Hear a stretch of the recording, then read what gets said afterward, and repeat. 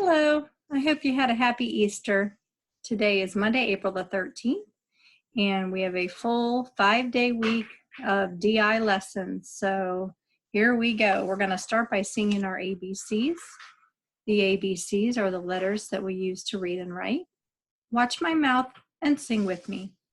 A, B, C, D, E, F, G, H, I, J, K, L, M, N, O, P, Q, R, S, T, U, V, W, X, Y, and Z. Good job. Now we're going to say the ABCs. Watch my mouth. I'll say a letter and then you say it after me. A, B, C, D, E, F, G, H, I, J, K, L, M, N, O, P, Q, R, S, T, U, V, W, X, Y, and Z. Nice job. Now let's take a look at the letters.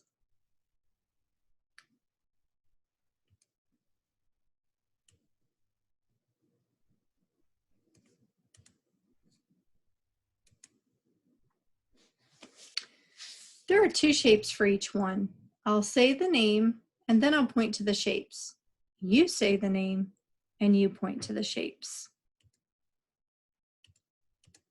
A, B, C, D, E, F, G, H, I, J, K, L, M, N, O, P, Q, R, S, T, U, V, W, X, Y, Z. All right. Now let's think about sounds.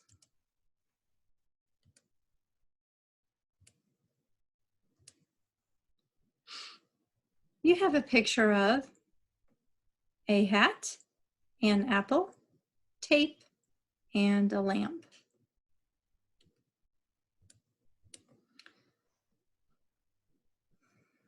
Point to the hat. The word hat begins with a sound. Point to the apple. The word apple begins with a sound. Ah. Point to the tape. The word tape begins with a t, t sound. And finally, lamp. The word lamp begins with a l sound. Now let's say some other words. You're going to point to the picture that has the same beginning sound. Tell. Tell hat, tell apple, tell tape, tell lamp. Tell tape. Good job. Lift. Lift hat, lift apple, lift tape, lift lamp. Lift lamp. Horse. Horse hat, horse apple, horse tape, horse lamp. Horse hat. Take. Take hat, take apple, take tape, take lamp. Take tape. Astronaut. Astronaut hat, astronaut apple, astronaut tape, astronaut lamp. Astronaut apple. Good job. Let. Let hat, let apple, let tape, let lamp. That's right. Let lamp. Tag. Tag hat, tag apple, tag tape, tag lamp. Yes, tag tape have the same beginning sounds. Home. Home hat, home apple, home tape, or home lamp. Home hat. Nice job. Time. Time hat, time apple, time tape, or time lamp. Time tape. add, add hat, add apple, add tape, add lamp. That's right, add apple. Lock, lock hat, lock apple, lock tape, lock lamp. Lock lamp. Ham, ham hat, ham apple, ham tape, ham lamp. Ham hat. At hat, at apple, at tape, at lamp. If you chose at apple, you are correct. Some of you might have thought at hat. Well, they rhyme because they have the same sound at the end, the at sound. But we're looking for words that have the same beginning sound. Okay, so at apple would have been correct. Happy, happy hat, happy apple, happy tape, happy lamp. Happy hat, nice job. Tap, tap hat, tap apple, tap tape, tap lamp. Tap tape. Ash, ash hat, ash apple, ash tape, ash lamp. Ash apple. Good job. The last word today is lake. Lake hat, lake apple, lake tape, lake lamp. Lake lamp have the same beginning sounds. Good job.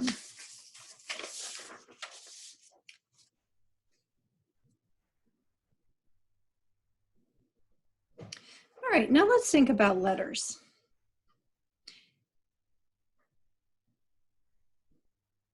So you have 4 letters today.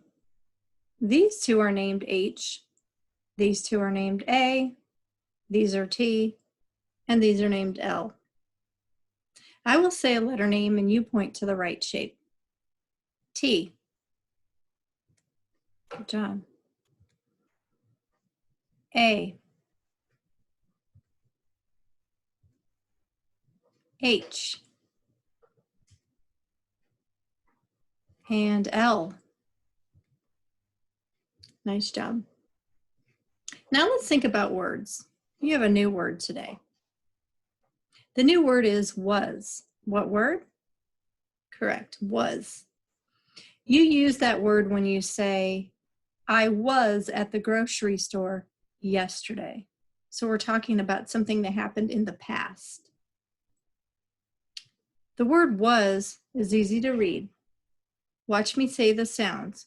Was. There are 3 sounds. Now watch me write the word. W-A-S.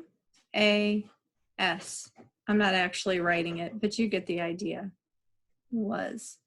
All right, I want to make one quick note. W pretty much always says wa. A usually says a. And S usually says s. So if we were going to do this, what we would call phonetically, it would be w-ass. But that's not correct. This is one of those sight words that does not follow the rules. So you just have to remember that it's pronounced was.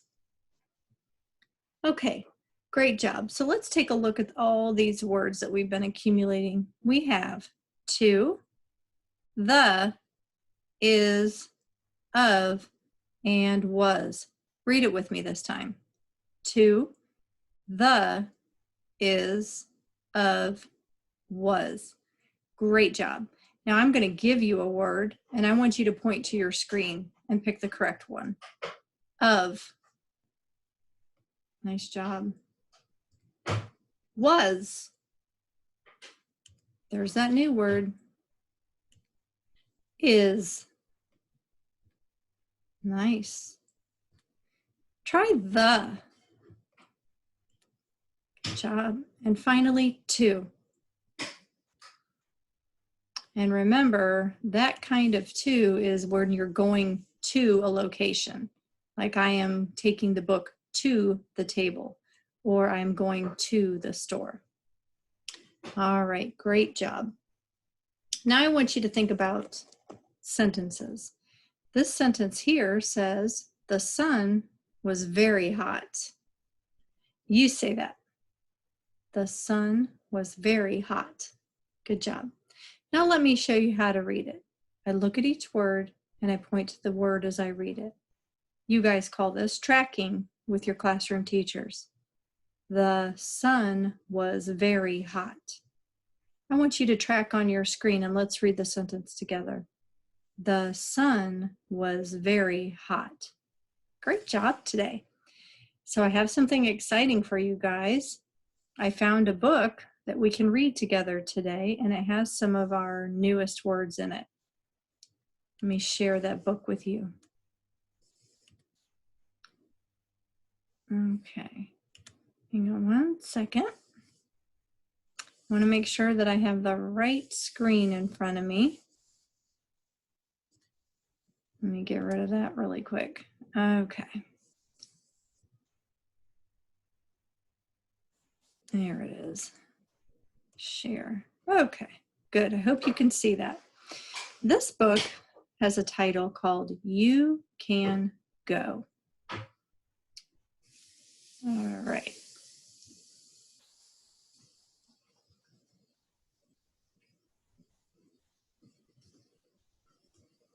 Okay. You can go. All right. And the book was found on this website, and our author is Martha Sheehan. So we're going to read her book today. I'll read it the first time and track, and then I want you to read it the second time, and I'd like you to track with me. You can go on a bike. Your turn. You can go on a bike. Nice. You can go in a car. Make sure you're tracking. You can go in a car.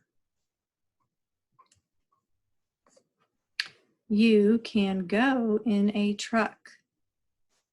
You can go in a truck.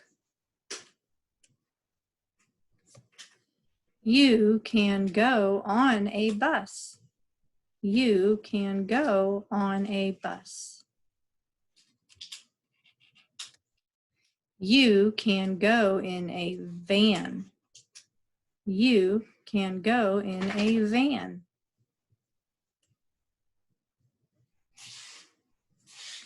You can go on a plane.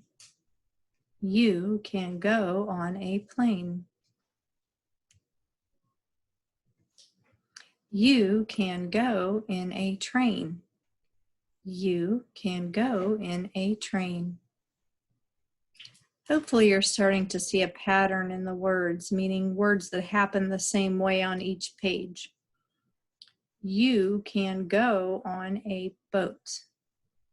You can go on a boat. All right, here's our final page. This is where the pattern changes. Vroom, you can go. Let's try that together. Vroom, you can go. Okay, for those of you that have studied figurative language, I think most of the fifth graders at least, and maybe some of the third and fourth graders, have heard of language called onomatopoeia. And that's when we write a word exactly the way that the sound would happen. For example, if a dog barks, the sound that they make is ruff, and we would spell that R-U-F-F. So when we read the word ruff, we actually sound like the dog. In this case, the word vroom is spelled the way it actually sounds. So if you're in a car and you're revving the engine, it would sound like vroom. All right, let's read that one more time. Vroom, you can go. Great job. All right, one thing I want to point out to you is in the English language, sometimes it can be confusing about whether to use the word on or in. We're going to start with the first page and go through these quickly again. You can go on a bike. Well, that makes sense because you sit on the seat. All right, let's go to the next one. You can go in a car. Yep, we get inside the car and we sit in the car, so that makes sense. You can go in a truck. Yep, that makes sense, just like in a car. Here's where it gets a little weird. We say you can go on a bus. When I think of on, I'm thinking I'm riding on the top of the bus, but that doesn't make any sense. So really you're in the bus, but in the English language, a lot of times we say on a bus. It still means that you're sitting in on the seats, but we just say you can go on a bus. You can go in a van. Yep, just like the car and the truck, that makes sense. Here's another one of those weird sayings. You can go on a plane. Well, I don't know about you, but I'm not going to sit on top of a plane while it's going. When we say you can go on a plane, it still means that you're sitting inside the plane. But in the English language, we say on. You can go in a train. Well, that makes sense because you're sitting inside the train when it's moving. All right, you can go on a boat. Well, that doesn't mean you're going to ride on top of the sails, but it does mean you're going to ride on top of, I guess we would call that the deck. So that kind of makes sense. You can go on a boat. All right, so that pretty much explains on and in. It's just one of those things that you're going to have to hear a few times and get used to, but you'll get it. Well, I look forward to seeing you tomorrow. I would love for you to write some of your own sentences using you can go and then finish it the way you want. If you're with me tomorrow during tomorrow's lesson, I'll give you a chance to share whatever you've written. All right, have a great day. I look forward to seeing you tomorrow. Keep practicing. Bye.